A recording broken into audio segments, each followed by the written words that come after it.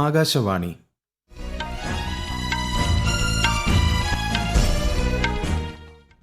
നമസ്കാരം. വാർത്തകൾ വായിക്കുന്നത് പ്രവീൺ കുമാർ.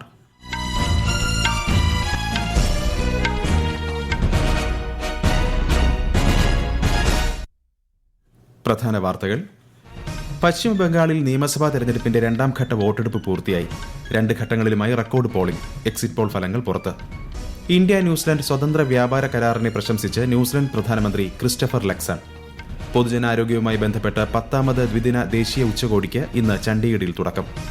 കർണാടകയിലെ ബംഗളൂരുവിൽ ആശുപത്രിക്ക് സമീപമുള്ള ചുറ്റുമതിൽ തകർന്ന് 3 കുട്ടികളടക്കം 7 പേർ മരിച്ചു. സംഭവത്തിൽ ദുഃഖം രേഖപ്പെടുത്തി രാഷ്ട്രപതി, ഉപരാഷ്ട്രപതി ഉൾപ്പെടെ പ്രമുഖർ. വയനാട് മുണ്ടക്കൈ ചൂരൽമല പുനരധിവാസ ടൌൺഷിപ്പ് 1ാം ഘട്ടത്തിൽ നിർമ്മാണം പൂർത്തിയാക്കിയ വീടുകൾ അന്തിമ പരിശോധനയ്ക്കായി ഇന്ന് കിഫ്കോണിന് കൈമാറും. IPL ക്രിക്കറ്റിൽ മുംബൈ ഇന്ത്യൻസിനെതിരെ സൺറൈസേഴ്സ് ഹൈദരാബാദിന് 6 വിക്കറ്റ് ജയം. വാർത്തകൾ വിശദമായി. പശ്ചിമബംഗാളിൽ നിയമസഭാ തെരഞ്ഞെടുപ്പിന്റെ രണ്ടാം ഘട്ട വോട്ടെടുപ്പ് പൂർത്തിയായി. 2 ഘട്ടങ്ങളിലുമായി റെക്കോർഡ് പോളിംഗാണ് രേഖപ്പെടുത്തിയത്. രണ്ടാം ഘട്ടത്തിൽ മാത്രം പോളിംഗ് 92.67%. അന്തിമ കണക്ക് ഉടൻ പുറത്തുവരും.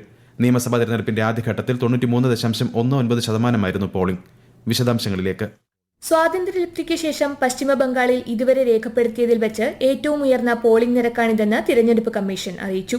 സംസ്ഥാനത്തുടനീളം വോട്ടെടുപ്പ് സമാധാനപരമായിരുന്നു. കന്നി വോട്ടർമാരുടെയും സ്ത്രീകളുടെയും യുവാക്കളുടെയും മുതിർന്ന പൌരന്മാരുടെയും നീണ്ട നിര വിവിധയിടങ്ങളിൽ ദൃശ്യമായിരുന്നു. പശ്ചിമബംഗാളിലെ ആദ്യഘട്ട വോട്ടെടുപ്പ് ഈ മാസം 23-നാണ് പൂർത്തിയായത്.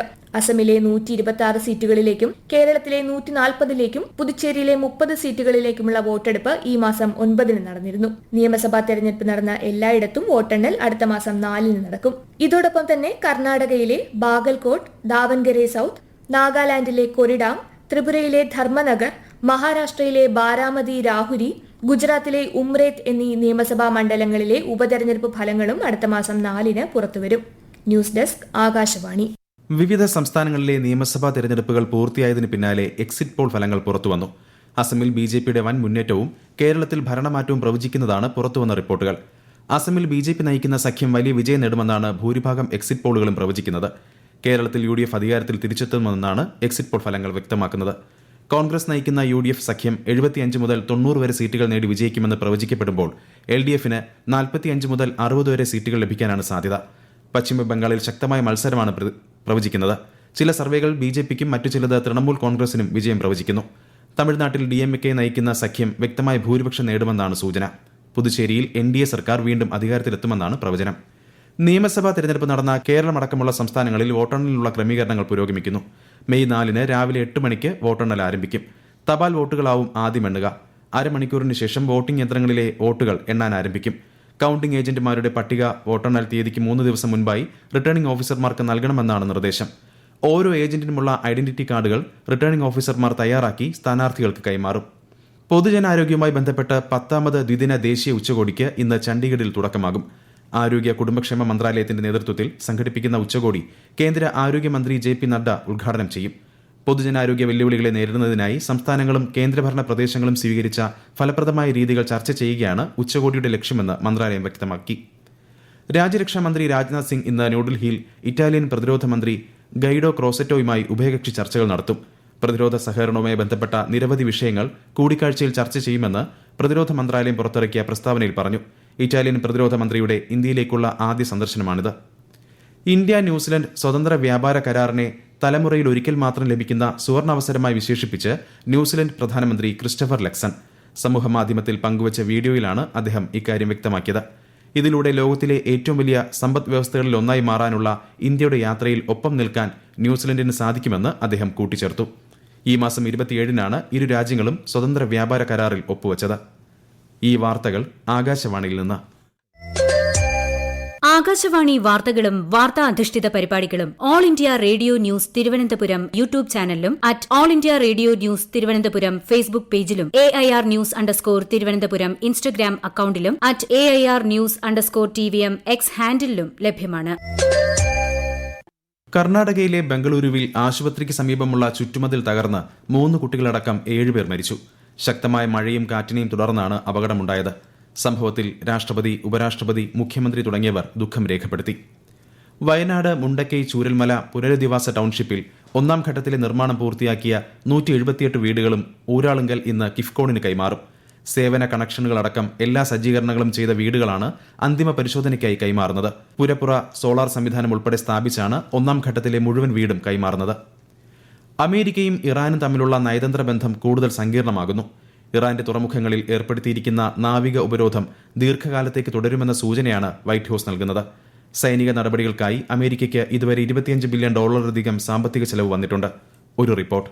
ഇറാൻ ആണവായുധമോഹം ഉപേക്ഷിച്ചില്ലെങ്കിൽ യാതൊരുവിധ കരാറിനും തയ്യാറല്ലെന്ന് അമേരിക്കൻ പ്രസിഡന്റ് ഡൊണാൾഡ് ട്രംപ് സമൂഹമാധ്യമത്തിലൂടെ കർശന മുന്നറിയിപ്പ് നൽകി. അതേസമയം ഭീഷണികൾക്ക് വഴങ്ങി ചർച്ചയ്ക്കില്ലെന്ന നിലപാടിലാണ് ഇറാൻ. നയതന്ത്രപരമായ പരിഹാരങ്ങൾ ഇല്ലാത്തത് സ്ഥിതിഗതികൾ കൂടുതൽ സങ്കീർണമാക്കുന്നു. അമേരിക്കയുടെ സാമ്പത്തിക ബാധ്യത വർദ്ധിക്കുന്നത് ട്രംപ് ഭരണകൂടത്തിന് മേൽ സമ്മർദ്ദം ചെലുത്തുന്നുണ്ട്. ഉപരോധം ഇറാന്റെ സമ്പദ് വ്യവസ്ഥയെയും തകിടം മറിച്ചിരിക്കുകയാണ്. ഡോളറിനെതിരെ ഇറാന്റെ കറൻസിയായ റിയാൽ റെക്കോർഡ് തകർച്ച നേരിട്ടു. ഔദ്യോഗികമായ വെടിനിർത്തൽ നിലവിലുണ്ടെങ്കിലും കഴിഞ്ഞ മണിക്കൂറുകളിൽ ലെബനനിലെ ഹിസ്ബുള്ള കേന്ദ്രങ്ങളിൽ ഇസ്രായേൽ 20ഓളം വ്യോമാക്രമണങ്ങൾ നടത്തി. ഇത് മേഖലയിൽ യുദ്ധം വ്യാപിക്കുമെന്ന ഭീതി വർദ്ധിപ്പിച്ചിട്ടുണ്ട്. News desk, Akashvani. കനത്ത ചൂടിന് ആശ്വാസമായി സംസ്ഥാനത്തിന്റെ വിവിധ ജില്ലകളിൽ വരും ദിവസങ്ങളിൽ വേനൽ മഴ കൂടുതൽ ശക്തിപ്പെടുമെന്ന് കേന്ദ്ര കാലാവസ്ഥാ വകുപ്പ്. ഇടുക്കി, കണ്ണൂർ, കാസർഗോഡ് ജില്ലകളിൽ ഇന്ന് മഞ്ഞ ജാഗ്രതയാണ്. ശക്തമായ മഴയ്ക്കുള്ള സാധ്യത കണക്കിലെടുത്ത് പത്തനംതിട്ട, ഇടുക്കി, വയനാട് ജില്ലകളിൽ നാളെ മഞ്ഞ ജാഗ്രത നൽകിയിട്ടുണ്ട്. വേനൽ മഴ ശക്തമായതോടെ ഇടിമിന്നൽ മൂലമുള്ള അപകടങ്ങളിൽ ജാഗ്രത പുലർത്തണമെന്ന് സംസ്ഥാന ദുരന്ത നിവാരണ അതോറിറ്റി. ഇടിമിന്നലിന്റെ ആദ്യ ലക്ഷണം കണ്ടുകഴിഞ്ഞാൽ ഉടൻ തന്നെ സുരക്ഷിതമായ കെട്ടിടത്തിനുള്ളിലേക്ക് മാറണം. വൈദ്യുത ഉപകരണങ്ങളുമായുള്ള സാമീപ്യം ഇടിമിന്നലുള്ള സമയത്ത് ഒഴിവാക്കേണ്ടതാണ്. മരത്തിന്റെ ചുവട്ടിൽ നിൽക്കുന്നതും ടാപ്പുകളിൽ നിന്ന് വെള്ളം ശേഖരിക്കുന്നതും ഈ സമയത്ത് ഒഴിവാക്കേണ്ടതാണ്. ടെറസിലേക്കോ മുറ്റത്തേക്കോ ഇടിമിന്നലുള്ള സമയത്ത് പോകരുതെന്നും മാർഗനിർദ്ദേശങ്ങളിൽ പറയുന്നു. ആകാശവാണി തിരുവനന്തപുരം നിലയം സ്വാതി തിരുനാൾ സംഗീതോത്സവത്തോടനുബന്ധിച്ച് സംഘടിപ്പിക്കുന്ന സംഗീതാർച്ചന നാളെ തിരുവനന്തപുരത്ത് നടക്കും. കൂടുതൽ വിവരങ്ങളുമായി ആകാശവാണി ലേഖകൻ സ്മിതി എം പള്ളുരുത്തി. കോട്ടയ്ക്കകം ലെവി ഹാളിലാണ് സ്വാതി തിരുനാൾ സംഗീതോത്സവത്തോട് അനുബന്ധിച്ചുള്ള സംഗീതാർച്ചന നടത്തുന്നത്. നാളെ രാവിലെ 9-ന് ഭദ്രദീപം തെളിച്ച ശേഷം മരുത്തോർവട്ടം ബാബുവും സംഘവും നാഗസ്വരത്തിൽ വായിക്കുന്ന കൃതികളോടെയാവും തുടക്കം. 9:45-ന് അജിത് പ്രസാദ് ആർ പാടുന്ന കൃതികളും 10:30-ന് ശിവകാമി നടരാജൻ വീണയിൽ വായിക്കുന്ന കൃതികളും അരങ്ങേറും. 11:15-ന് ഡോക്ടർ വി സിത്തര കൃഷ്ണമൂർത്തി പാടുന്ന കൃതികളും തുടർന്ന് 12 മണിക്ക് പുഷ്പവതി പൊയ്പാടത്തിന്റെ ഭജനും ഉണ്ടാകും. IPL ക്രിക്കറ്റിൽ മുംബൈ ഇന്ത്യൻസിനെതിരെ സൺറൈസേഴ്സ് ഹൈദരാബാദിന് 6 വിക്കറ്റ് ജയം. മുംബൈ ഇന്ത്യൻസ് ഉയർത്തിയ 244 റൺസ് വിജയലക്ഷ്യം പിന്തുടർന്ന സൺറൈസേഴ്സ് ഹൈദരാബാദ് 18.2 ഓവറിൽ 4 വിക്കറ്റ് നഷ്ടത്തിൽ 249 റൺസ് എടുത്തു. ഇന്ന് നടക്കുന്ന മത്സരത്തിൽ ഗുജറാത്ത് ടൈറ്റൻസ് റോയൽ ചലഞ്ചേഴ്സ് ബംഗളൂരുവിനെ നേരിടും. രാത്രി 7:30-ന് അഹമ്മദാബാദിലെ നരേന്ദ്രമോദി സ്റ്റേഡിയത്തിലാണ് മത്സരം.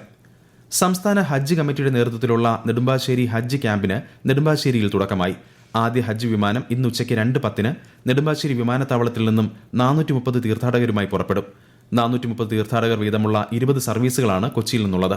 കേരളത്തിലെ 3 ഹജ്ജ് എംബാർക്കേഷൻ പോയിന്റുകളിൽ നിന്നുമായി 13,194 തീർത്ഥാടകരാണ് യാത്ര തിരിക്കുന്നത്.